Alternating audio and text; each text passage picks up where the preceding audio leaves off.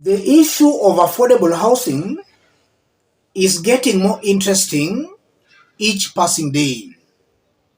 Let's have a look at a news item captured by Citizen, for it's going to inform the basis of our analysis.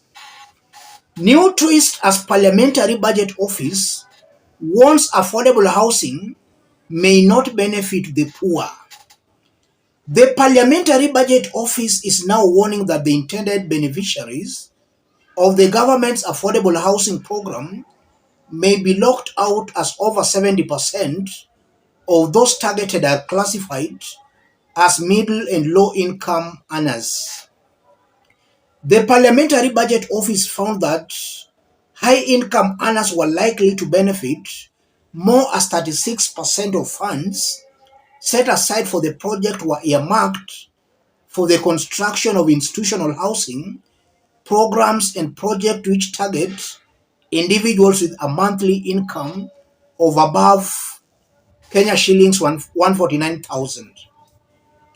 Though the program was billed as one aimed at uplifting Kenyans living in deplorable conditions, facilitating access to affordable homes, and bridging the existing housing deficit of over 2 million units, it appears the plan may, after all, only favor the privileged. A financial and economic analysis of the Affordable Housing Bill 2023 by the Parliamentary Budget Office found that home ownership for those with a gross income of less than 50,000 is low. So the affordable housing, after all, is not for the hustlers again.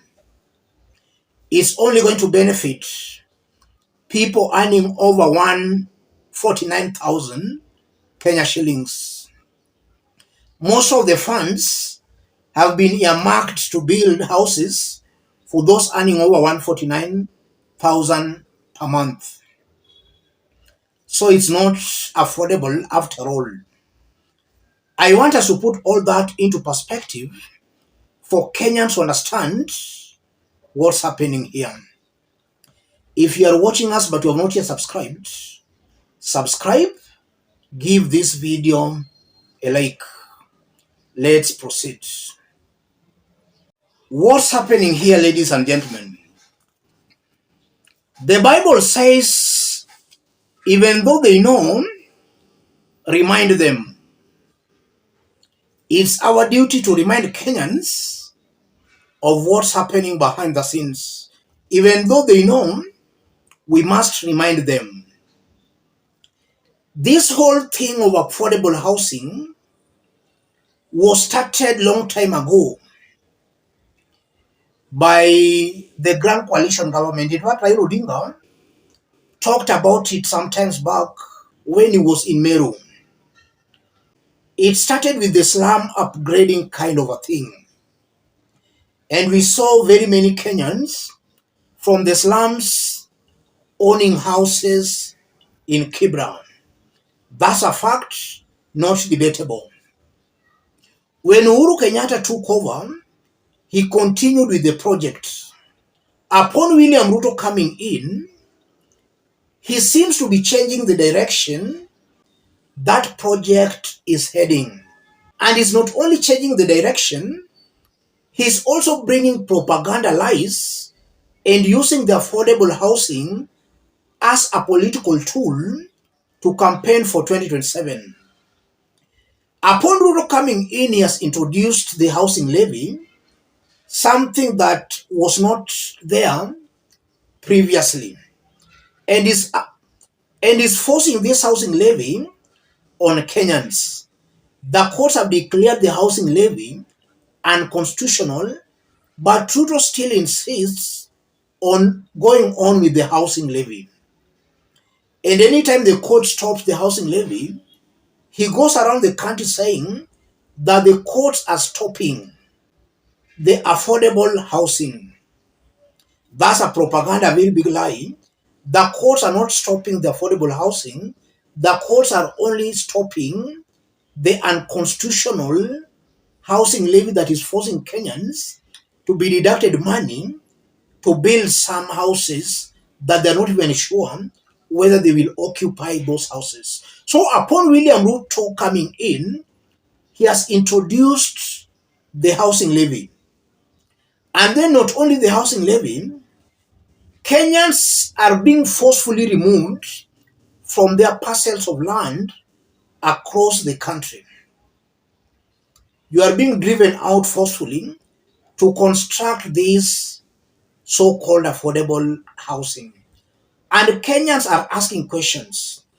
If somebody was staying in a house of 3,000 per month, you demolish that house and then you promise him that you are building for him another house. A house that is going to cost him 20,000, 18,000 per month.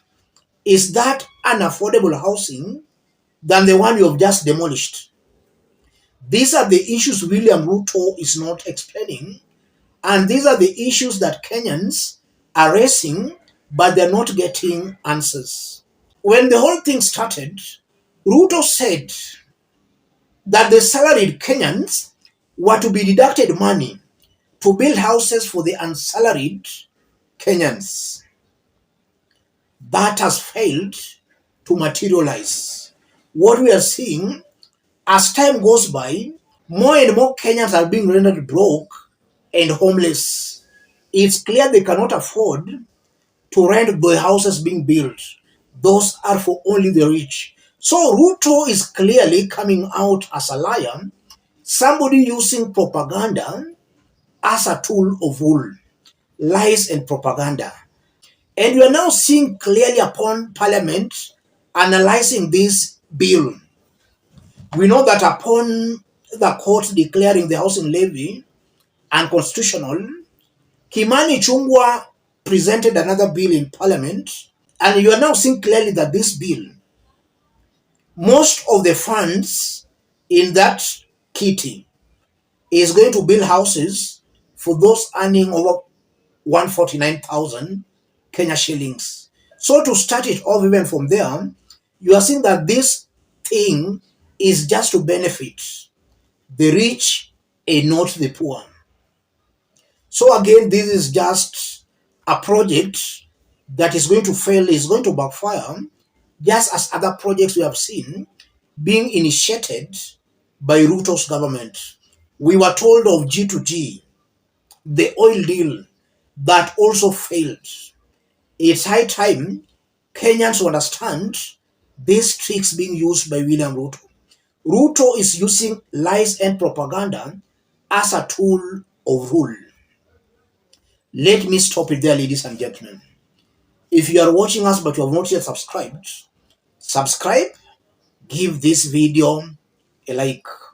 Those watching us outside Kenya, drop a comment, let us know from which part of the globe you are watching us from.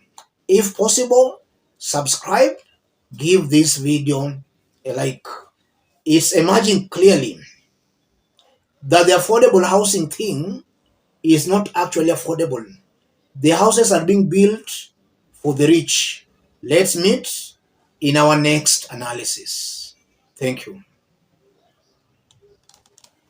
Na mtazamaji, leo mahakama imesimamisha kwa muda agizo la serikali la kuzitaka shule na taasisi zote za umma kuwasilisha karo kupitia mtandao wa e-Citizen hadi tarehe 13 Februari kesi hiyo itakaposikizwa. Haya ni huko Rais William Ruto ambaye yuko ziarani Japan akisema kuwa serikali haitaruhusu wanaopania kusambaratisha mpango wake wa kuwasilisha malipo yote kupitia mtandao huo. Rais Ruto amesema kuwa serikali iko ange kuhakikisha kuwa mfumo wa kidijitali ndio pekee unaotumiwa kuwasilisha malipo ili kupunguza ufisadi. Aidha, rais amesema kwa kuondolewa kwa zaidi ya mitandao 3,000 ya malipo ya huduma za serikali kumesaidia kuhakikisha uwajibikaji na kupunguza wizi. That the money is going to, that Kenya is going to be developed by others and that it's going to cost us nothing to develop our country. That one I will not do, and I will not encourage you to do. And that is why I don't mind. You know, people call me names. But you see, when you are doing the right thing, your conscience is clear that you are doing the right thing. And I will do the right thing for our country, irrespective of what names people call me, including Zakayo.